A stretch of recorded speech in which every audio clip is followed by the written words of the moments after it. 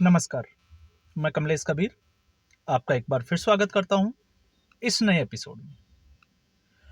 आज के इस एपिसोड में दलाल मीडिया के या हम कहें कि चाटुकार पत्रकारों के शैडो प्रधानमंत्री की बात करने वाले हैं। इशारा आप लोग समझ ही गए होंगे। आज बजट सत्र का दूसरा दिन, क्योंकि शनिवार को वित्त मंत्री निर्मला सीतारमण ने बजट जो है वो पेश किया। उसके बाद में आज, क्योंकि कल संडे था, तो आज उसके ऊपर चाहे वो राष्ट्रपति का जो अभिभाषण हो उसकी हम बात करें या फिर बजट पर चर्चा की हम बात कर सकते हैं। तो संसद का सत्र शुरू हुआ। आज बारी थी विपक्ष की। अब इस स्थिति में पिछले सत्र की मैं यहां पर जो है वो बात इसलिए करूंगा क्योंकि अब तक के जो सत्र थे और जिस तरीके से बजट सत्र शुरू हुआ, और प्रधानमंत्री नरेंद्र मोदी ने एक बात बोली थी कि इस बार देश के बाहर से कुछ भी नया मसाला जो मिला नहीं, तो ये पहला सत्र होगा जो उसके बिना चलेगा, बिना हंगामे के। तो यहां पर ये तो हम मान के चलते हैं कि जैसे ही हिंडनबर्ग के शटर डाउन हुए, अमेरिका में डोनाल्ड ट्रंप की जो सरकार आई, तो उसके बाद से बाहर से तो ऐसा कुछ भी नहीं हुआ। लेकिन अब जब हम बात विपक्ष की करते हैं तो विपक्ष की कमान इस वक्त राहुल गांधी के हाथों में है। और राहुल गांधी को एक वामपंथी पत्रकारों का एक कुनबा, जिसकी उम्र जो है वो 50 और 55 के आसपास या इससे ऊपर ही होगी। अब ये भी जो है वो बड़ी एक नोट करने वाली बात है। और ऐसा क्यों? क्योंकि 2014 से पहले वो कांग्रेस पार्टी से जुड़े हुए थे, और जिस तरीके से जुड़े हुए थे, मैं बार बार कहता हूं कि किस तरीके से वो सरकार में जो है वो इंटरफेयर करते थे। तो कह सकते हैं कि वो सत्ता के साथ रहकर मलाई चाटते थे, वो आदत पड़ी हुई थी। अब वो लगातार जो है वो जिस तरीके से गिद्ध जो है वो लाशों के ऊपर नजर बना के रखते हैं, तो उनकी नजर जो है वो सिर्फ और सिर्फ एक ही पार्टी के ऊपर होती है, और वो है कांग्रेस पार्टी। कांग्रेस पार्टी के अलावा इस देश में उनको कोई राजनीतिक पार्टी दिखती नहीं है, ना राहुल गांधी के अलावा कोई राजनेता दिखता है। और उनको लगता है कि एक दिन बिल्ली के भाग्य का जो है वो छीका जरूर टूटेगा, और जब टूटेगा तो फिर उनके वही दिन जो है वो वापस लौट के आ जाएंगे। अब इस ऐसी स्थिति में उनको राहुल गांधी में अगर शैडो प्रधानमंत्री दिखाई देता है, और कुछ लोगों ने तो राहुल गांधी को प्रधानमंत्री मान ही लिया है, क्योंकि राहुल गांधी संसद में जो बोल दे या राहुल गांधी से जो मुंह से जो निकल जाए, बस वही सत्य है, बाकी सब कुछ इस देश और दुनिया में झूठ है। और राहुल गांधी के वचन परम सत्य हैं, इसके अलावा कुछ नहीं है।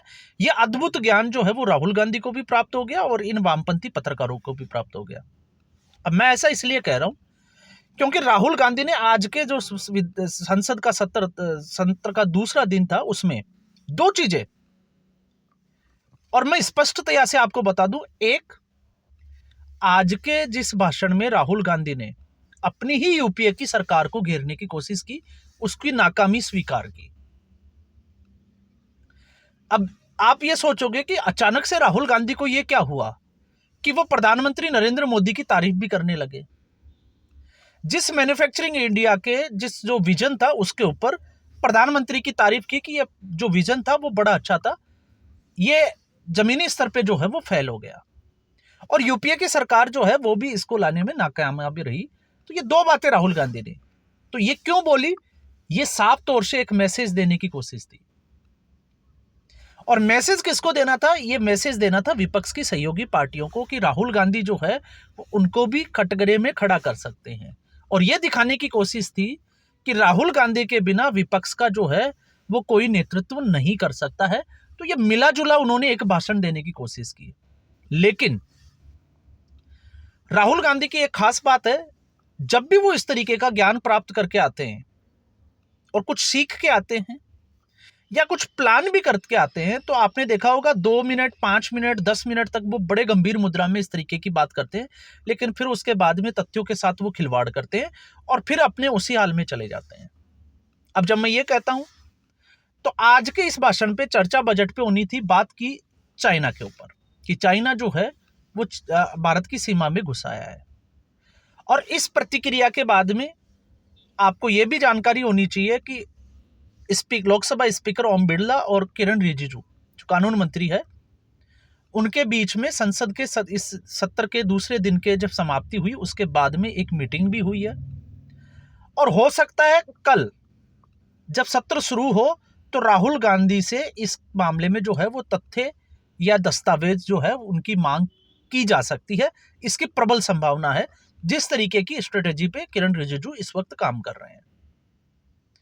अब जब हम बात करते हैं चाइना की, तो राहुल गांधी ने यह तो स्वीकार कर लिया कि यूपीए की सरकार जो है वो मेड इन इंडिया के ऊपर जो है वो फेल हो गई। तो आखिर राहुल गांधी चाइना का जो ये मुद्दा है कि चाइना ने भारतीय जमीन के ऊपर कब्जा कर रखा है, उस बात को संसद के सदन के पटल पर कब स्वीकार करेंगे, ये अपने आप में जो है वो बड़ा क्वेश्चन मार्क है। और राहुल गांधी ये कब बताएंगे कि चाइना के साथ जब सरकार के भारतीय जनता पार्टी की है और उसके कार्यवाहक जिसको हम कहें कि या सर्वे सर्वा या प्रधानमंत्री जो है वो नरेंद्र मोदी है, तो राहुल गांधी किस हैसियत से जब डोकलाम विवाद चरम पे था तो चाइना के साथ एमओयू साइन कर रहे थे, उसको लेकर कांग्रेस पार्टी कभी जो है वो अपना मुंह भी नहीं खोलती है। लेकिन कांग्रेस पार्टी को अगर आपको समझना है तो फिर आपको समझना पड़ेगा जनरल थिमिया की वो किताब पढ़नी पड़ेगी, जिससे समझ में आएगा कि कांग्रेस पार्टी के खाने के दांत और दिखाने के दांतों में कितना फर्क है। अब जब मैं ये कहता हूं तो जनरल थिमिया की जो किताब थी, जब चाइना के साथ वॉर चल रही थी उस वक्त चाइना बैकफुट पे था और भारत की जो सेना थी वो फ्रंट फुट पे जो है वो लड़ाई लड़ रही थी, बैटिंग कर रही थी, आगे थी। जनरल थिमिया ने रक्षा मंत्री से जो है वो 6 से 7 दिन का समय मांगा था कि आप सीज फायर ना करें, क्योंकि भारत जो है वो उसमें युद्ध में जीत हासिल करेगा। लेकिन रक्षा मंत्री की भी ना मानते हुए पंडित जवाहरलाल नेहरू ने सीज फायर कर दिया और आदेश दे दिया, वॉर रुक गई और लगभग 36,000, आप लगातार जो है वो अमूमन आप आंकड़ा देखते हो 40,000 वर्ग किलोमीटर जो जमीन का जो टुकड़ा था वो चाइना के कब्जे में चला गया। तिब्बत को तो हमने खोया ही खोया है। तो यहां पर कांग्रेस पार्टी अपने आप को जो है वो, जब मैं ये कहता हूं कि राहुल गांधी, तो राहुल गांधी हमेशा जो है वो तथ्यों के साथ खिलवाड़ करते हैं। तो आज की एक सबसे बड़ी गलती राहुल गांधी की ये थी, और दूसरी सबसे बड़ी गलती उन्होंने भारतीय जनता पार्टी के सांसदों का इशारा करते हुए कहा कि ओबीसी के सांसद जो है वो सदन में संसद में आते हैं लेकिन वो कुछ बोल नहीं सकते क्योंकि उनको बोलने नहीं दिया जाता। रिएक्शन ये हुआ कि भारतीय जनता पार्टी के सांसदों ने प्रधानमंत्री नरेंद्र मोदी की तरफ देखा और राहुल गांधी को यह बताने की कोशिश की कि यहां तो प्रधानमंत्री जो है वो ही ओबीसी से आता है। और ये क्यों हुआ? क्योंकि आज एक बार फिर राहुल गांधी, जिस लोकसभा चुनाव में उनको लगा कि 44 से 99 सीटें होगी, जिसके फैक्टर बहुत सारे थे, आज फिर वही जो है वो सिगुफा लेके आए जातिगत जनगणना का, और जिस तरीके से वो जो है वो बैटिंग करते हैं। तो आप सोच के देखिए कि जातिगत जनगणना बार बार राहुल गांधी जो है वो राष्ट्रीय मुद्दा उठाते हैं, लेकिन वो जब किसी रीजनल क्षेत्र में जाते हैं, कॉन्स्टिट्यूएंसी में जाते हैं, तो फिर उस मुद्दे को जो है वो पकड़ के रखते हैं और वहां पे जाके कांग्रेस पार्टी का नुकसान हो जाता है। तो कांग्रेस पार्टी जहां दिल्ली में 3 बार शासन किया और आज वहां पर कांग्रेस पार्टी जो है वो अपने 4% वोट, जो कि किसी समय में बसपा और समाजवादी पार्टी, इन पार्टियों की हम यहां पे बात कर सकते हैं, वो उसको प्राप्त नहीं कर सकता। वो 70 सीटों पे चुनाव नहीं लड़ सकती। जिस दिल्ली में कांग्रेस पार्टी के सभी सांसद रहते हैं, हाईकमान रहती है कांग्रेस पार्टी के, संगठन के जो सचिव है वो रहते हैं, उस दिल्ली में जब कांग्रेस पार्टी अपना संगठन मजबूत नहीं कर सकती, तो आखिर ये लोग जो चाटुकार, जिसको मैं कहता हूं, इन चाटुकारों को राहुल गांधी में शैडो प्रधानमंत्री कहां से दिख जाता है? क्योंकि अभी तो दूर दूर तक आप जाके देखिए, 2029 की हम बात कर लेते हैं, 2034 की, अभी 10 साल तो आप भूल जाइए कि भारतीय जनता पार्टी जो है वो सत्ता से बाहर हो जाएगी या कांग्रेस पार्टी सीधे 99 से जो है वो बहुमत की तरफ चली जाएगी। और अगर कांग्रेस पार्टी मान लेते हैं कि कुछ अच्छा करने की कोशिश करेगी, तो रीजनल पार्टियों से कांग्रेस पार्टी कैसे निपटेगी? अब चाहे वो टीएमसी हो, चाहे समाजवादी पार्टी हो, क्योंकि कांग्रेस पार्टी को खत्म करने की उन्होंने भी सुपारी ले रखी है। तो कांग्रेस पार्टी का मुस्लिम वोट, और कांग्रेस पार्टी जो है वो सीधे तौर से ध्रुवीकरण की राजनीति पे आ गई, तुष्टीकरण कर रही है और सिर्फ जो है वो मुसलमानों की बात करती है। तो यहां पे आज का पूरे दिन का जो सत्र था उसमें राहुल गांधी की ये कुछ बातें थी। अब इन बातों को लेके दिल्ली विधानसभा चुनाव की बात नहीं करके जो वामपंथी मीडिया वाले थे, आप किसी भी एक का आप उठा के देख लीजिए, किसी का थंबनेल मिलेगा कि राहुल गांधी जो है वो प्रधानमंत्री नरेंद्र मोदी की ट्यूशन ले रहे हैं। अब इन बेवकूफ गधों की यह समझ में नहीं आता कि जो व्यक्ति 2001 में जब मुख्यमंत्री पद की उनको ये कुर्सी दी गई, उसके बाद से आज तक कोई चुनाव नहीं आ रहा और आज तक कुर्सी जो है वो उनसे दूर नहीं गई। मुख्यमंत्री की कुर्सी उन्होंने प्रधानमंत्री के लिए छोड़ी और जब से प्रधानमंत्री बने हैं उसके बाद से लगातार प्रधानमंत्री है। और ये 2001 से अब तक जो है ये समय कम नहीं होता। और आप उस व्यक्ति से तुलना कर रहे हो जो 2004 से कांग्रेस पार्टी में आया और उसके बाद जिस तरीके से कांग्रेस पार्टी में ग्रहण लग गया हो, चुनाव दर चुनाव जो है वो कांग्रेस पार्टी हारती चली जाती है और वो व्यक्ति कहता है जिसको कांग्रेस पार्टी छोड़कर जाना है वो चले जाएं। कभी किसी से बात करने की कोशिश नहीं करता, किसी को मनाने की कोशिश नहीं करता। और फिर यहां पर जो है वो दो लोगों को आके यहां पे चिढ़ जाएंगे कि कांग्रेस पार्टी के आप खिलाफ बोल रहे हो, तो आप भारतीय जनता पार्टी के जो है वो पिट्टू पत्रकार या भारतीय जनता पार्टी के पेड पत्रकार हो। ये मानसिकता जो लोगों में आ गई है, वो सोच ही नहीं पाते क्योंकि वो नरेंद्र मोदी के विरोध में ये देख ही नहीं पा रहे कि कांग्रेस की आज की जो स्थिति है उसके लिए जिम्मेदार व्यक्ति कौन है। और अगर उसके जिम्मेदार व्यक्ति का आपने पता कर लिया और कांग्रेस पार्टी की आज की जो स्थिति है उस स्थिति में क्यों आई, तो फिर उस समस्या का हल क्यों नहीं निकाला जा रहा, उसका समाधान क्या है कि कांग्रेस पार्टी एक बार फिर जिस तरीके से मजबूत पार्टी हुआ करती थी, आज कम से कम वो मजबूत विपक्ष तो बने। लेकिन इस तरफ किसी का ध्यान नहीं है।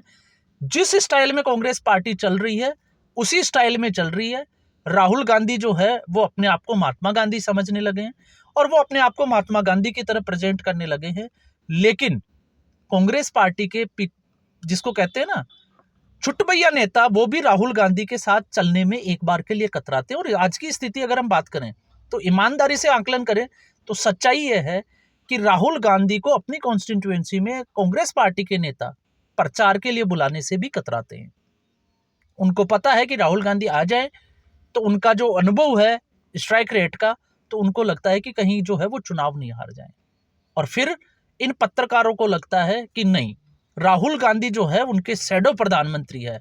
तो मुझे लगता है कि इन लोगों को अपने प्रधानमंत्री के लिए जितनी मेहनत करनी है उतनी मेहनत करनी चाहिए, ताकि राहुल गांधी भी एक्सपोज होते रहे और ये लोग भी जो है वो दुनिया के सामने, देश और दुनिया के सामने एक्सपोज होते रहे। तो बात हमेशा जो है वो फैक्ट्स के साथ करनी चाहिए। और फैक्ट्स क्या कहते हैं? भारतीय जनता पार्टी, मैं ये नहीं कहता कि सारे फैसले जो है वो भारतीय जनता पार्टी के गलत है या सही है।